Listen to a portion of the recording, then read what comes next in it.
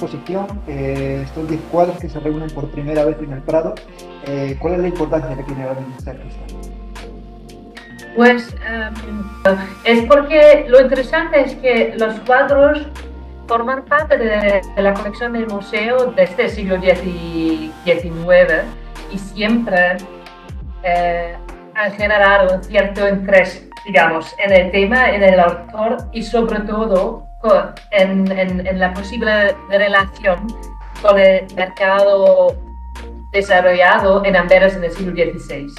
Y siempre también se han expuesto en el Museo de Prado, nunca todos juntos, y la idea ha sido estudiar a Marinos, al autor, y también estudiar sus cuadros para dar al público la posibilidad de aprender más sobre el artista y sobre todo, o también al menos proponer una introducción a este ámbito cultural a los inicios del siglo XVI en Amberes también. Eso ha sido la verdadera razón para hacer la exposición, es la colección del Museo de Prado y también la posibilidad para reunir el tema más conocido, digamos, conocido como El cambista y su mujer. ¿Dónde podríamos encuadrarlo a él como artista y a sus obras? ¿Y cuáles serían sus principales características para la gente que no tiene este conocimiento sobre él? Pues Marinos trabajó en la primera mitad del siglo XVI, alrededor de Amberes, digamos. Nació probablemente y trabajó en una provincia que hoy en día se encuentra en el sur de los Países Bajos, se llama Zeeland. Y Zeeland, o Zelanda en español, es una región muy interesante a los inicios del siglo XVI, porque está vinculada a Amberes. Amberes, que fue el centro comercial más importante en el norte de Europa en este tiempo, un lugar donde se encontraron comerciantes, por ejemplo, y también bancarios, gente que hacían comercio de todo de Europa. Es como un lugar de encuentro, y también, por ejemplo, los portugueses y los españoles al inicio del siglo XVI jugaron un papel destacado en Amberes en este tiempo. Y Zelanda estaba, o se puede entender como la entrada hacia Amberes, porque es una región, pues, de islas que son justo a la entrada a Amberes. Y este entorno cultural a los inicios del siglo XVI creó un ámbito de intercambio, de colaboración, de innovación también. Y Marinos, lo que es muy interesante sobre su obra, lo conocemos como un artista que se centró en solamente unos pocos temas. Un tema bastante convencional y popular en este tiempo de San Jerónimo, imagen de un intelectual estudioso en su estudio, y los temas que se centran en el comercio financiero, es decir, la composición conocida como El cambista y su mujer y los recaudadores de impuestos, que son temas que por un lado vienen de una idea más tradicional, quizá vinculado con interpretaciones moralizantes del tratado de dinero, del tema de dinero, y una perspectiva, y eso es muy interesante, que es un elemento que se vincula con las ideas de los escolásticos ya del siglo V en Florencia, por ejemplo, con la idea de cómo se puede vincular, digamos, el mundo financiero, lo que hacía la gente en su vida, su trabajo, su realidad de vida, digamos, con lo que se consideró como un comportamiento adecuado también. Este es el motivo también, aunque ya me respondió la siguiente pregunta, de que lo conozcamos también como el pintor de las finanzas. Sí, se dice así, porque es interesante el tema que Marinos, y eso es algo muy innovador en su tiempo, el tema no es totalmente nuevo. Sabemos que, por ejemplo, Quentin Massais ya ha desarrollado una composición en 1514 que aparentemente se vio como modelo para marinos, pero él es el primero, como lo sabemos hoy, que ha creado una composición para adaptarla al mercado, es decir, para un cliente, para patrones que tenían un cierto interés en este tema novedoso. Y es interesante porque en la interpretación de la obra de Marinos, convencionalmente se dice que destaca un comportamiento negativo y siempre tiene que entenderse como una admonición contra un comportamiento pecaminoso, por ejemplo, pero lo interesante es que lo que vemos también en este magnífico cuadro que tienen en la sala en el fondo, que Marinos introduce elementos que se centran más en una perspectiva secular y una imagen que se centra en técnicas y que destaca este elemento con el mundo financiero, administrativo de su tiempo. Y eso es algo verdaderamente novedoso. Es el primero que lo hace en esta región y en ese tiempo, es desarrollar una composición que se acerca desde un punto de vista más concreta a este tema, que es en la pintura un tema nuevo en este tema. Es por esto por el que elementos singulares del cuadro, por el que este cuadro sería tal vez de los más importantes dentro de la obra de Marinos. Sí, es uno de los primeros. Sabemos que en el Prado, en la exposición, se pueden ver dos versiones de esta composición. Una composición fechada en 1538 y esta composición de 1539. La versión de 1538 del Prado es la más temprana y aparentemente es el la primera versión que parece haber sido el punto de partido para las variaciones posteriores que Marinos casi siempre firmó y fechó, también para destacar la conexión del tema con su nombre y su lugar donde trabajó Reimerswalde, ¿no? En Zelanda.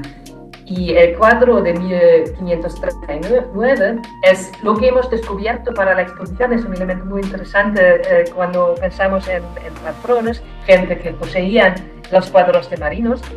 Un investigador de la Universidad de Valladolid ha encontrado este cuadro en el inventario del primer marqués de las Navas.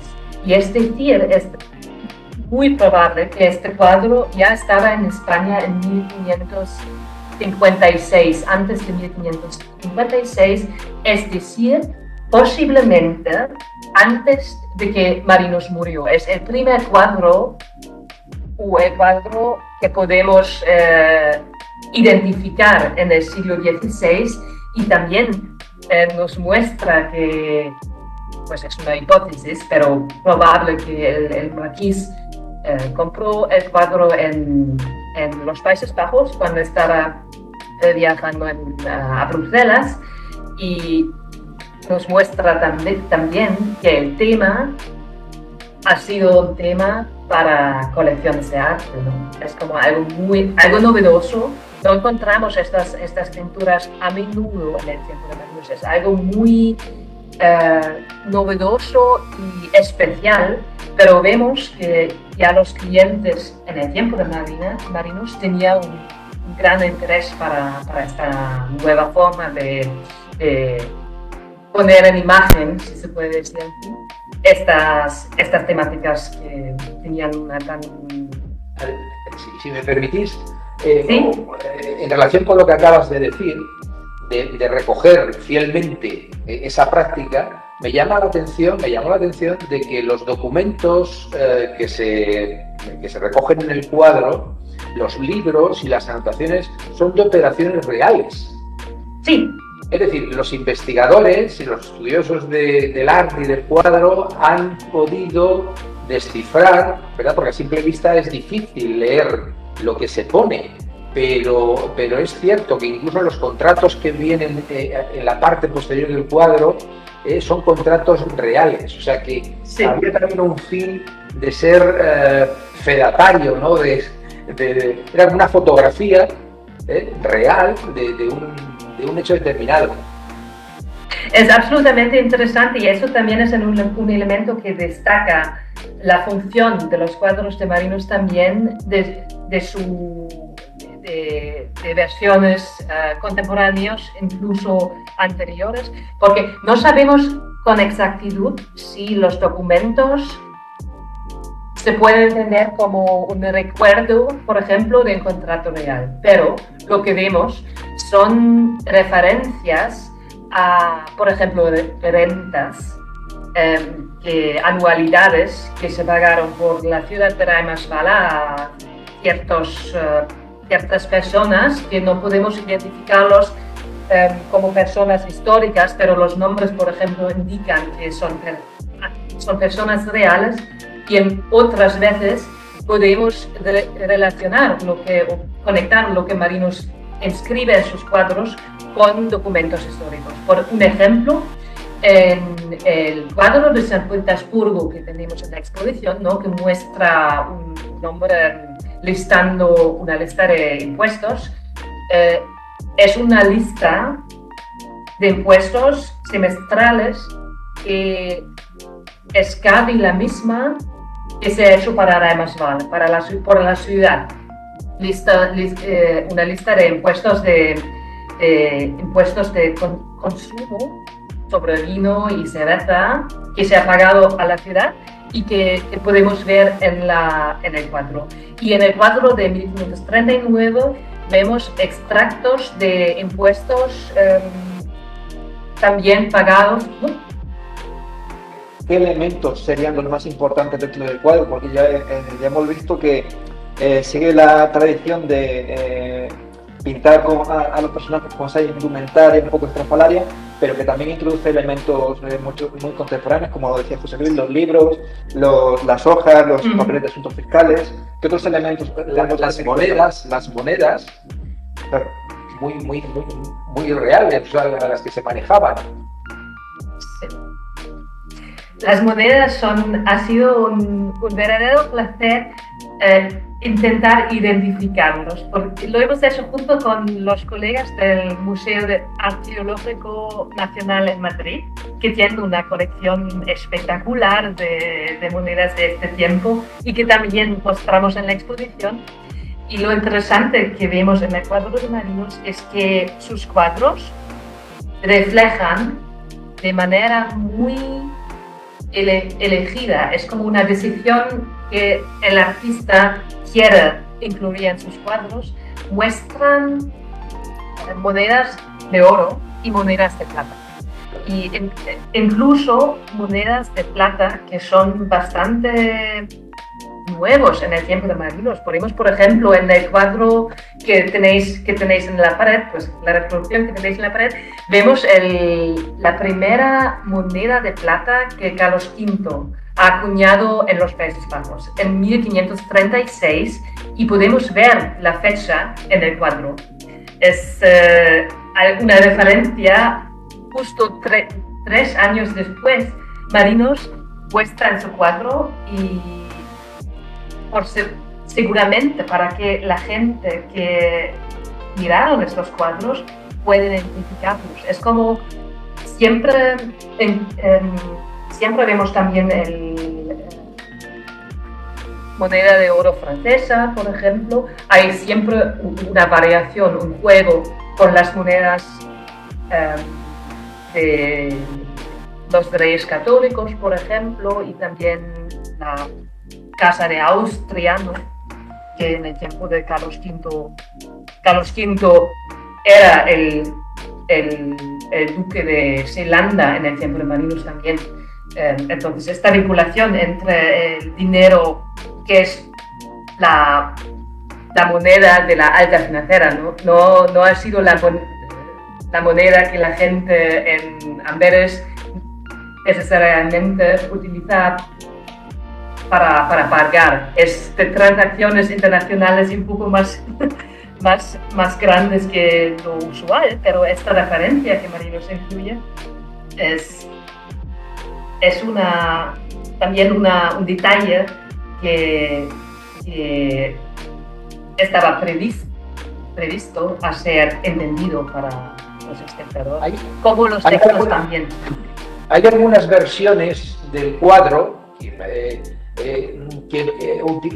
se recogen distintas monedas o son siempre las mismas monedas. ¿No, es verdad? Interesante, siempre son diferentes y sobre todo es un elemento que es más destacado en la composición conocida como El cambista y su mujer. Ahí se puede ver verdaderamente que está cambiando y también en la mesa siempre hay diferentes monedas y siempre también hay una moneda destacada. En el cuadro de 1538, por ejemplo, vemos que la moneda destacada son los 4 excelentes de los reyes católicos. En la versión de 1539 es el realtor que Maximiliano I, el duque de Borgoña y el duque de Austria ha acuñado también en los Países Bajos, y la moneda que Carlos V ha acuñado, la primera moneda de plata que ha acuñado en los Países Bajos en 1536. Entonces hay una variación consciente de estos elementos que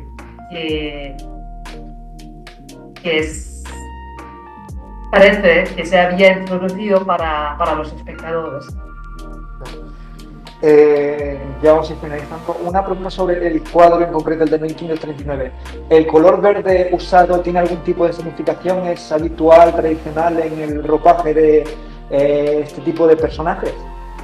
No es un verde verdaderamente. Lo que en su Europa es más un azul que tenía una veladura que se ha perdido un poco hoy. Es por eso que tenemos esta impresión de un color que cambia entre verde y azul, pero originalmente ha sido más un azul un poco grisado. Eso es lo que es más. Y lo que las indumentarias y los tocados también y el ropaje en cierto modo se refieren a elementos que se vinculan con el siglo XV. Es este tipo de ropa que lleva el hombre.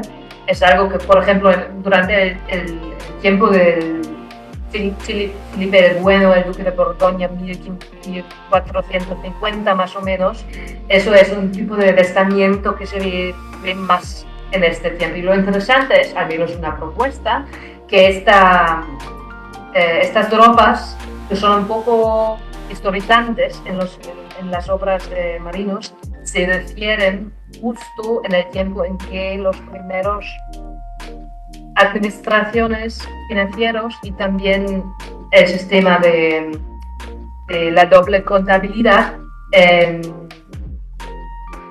para los recaudadores de impuestos se han establecido en la región de Zelanda y Holanda.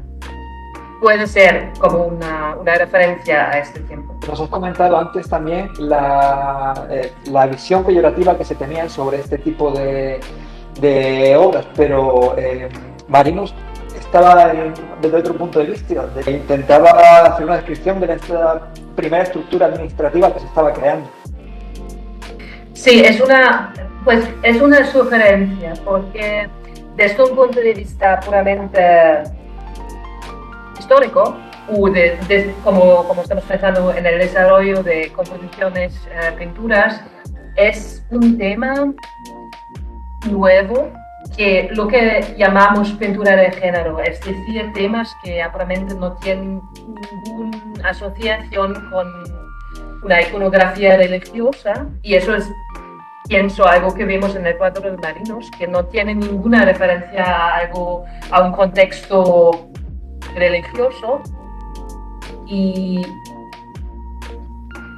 la composición las imágenes son invenciones, no nos dan mirar hacia la sociedad del siglo XVI necesariamente, no, como por ejemplo en el retrato, no se puede entender de esa manera.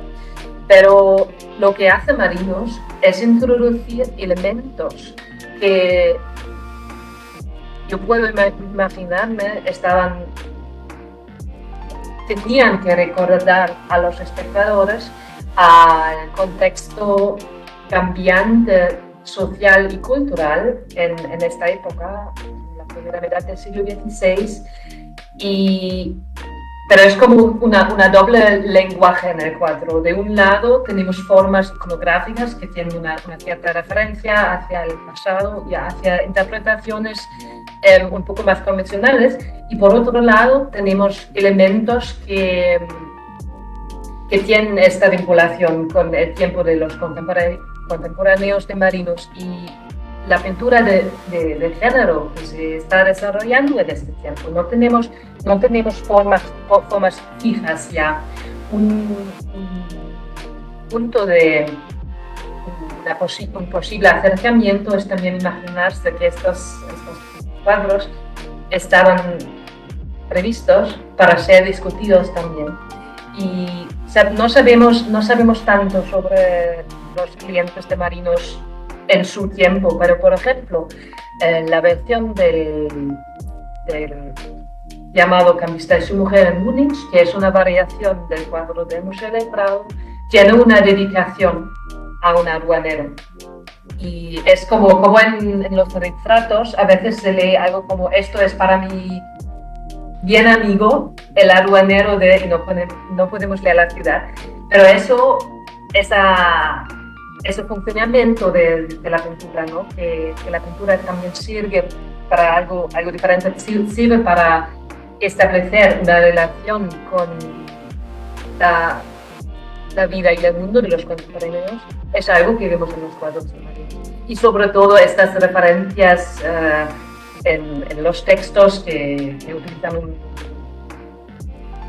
lenguaje contemporáneo, una escritura, una caligrafía contemporánea, lo que vemos en los documentos notariales, por ejemplo, en este tiempo, sirven para establecer esta relación.